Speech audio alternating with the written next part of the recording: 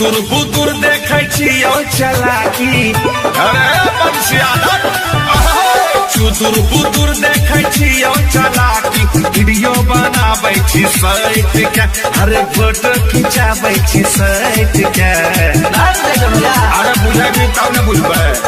नीचे पनो छै भैया के संग कमर में वहनी नीचे पनो छै भैया के संग कमर में वहनी मुन्नारा मुन्नारा मिक्स बाय गुलशन सिंह प्रजापति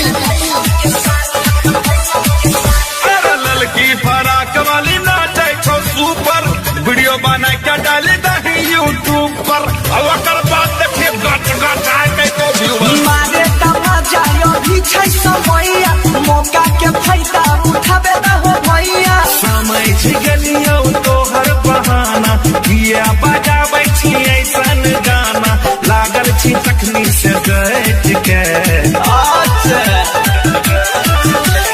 नीचे पनो छै भैया के संग कमर में वहनी के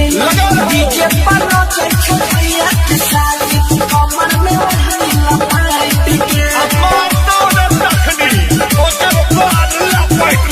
के हमरा ने बोले लइया मुन्नारा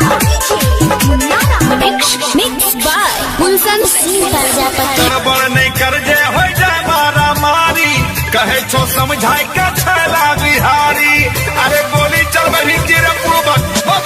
ऐसा बात नहीं छै कोनो भारी छियै अपने घर के सब रिश्तेदारी सुने रे बंसी राइटर सोनू बोला सुने रे बंसी राइटर सोनू ये सबसे रहे पहट के आए बेटा मना किए करे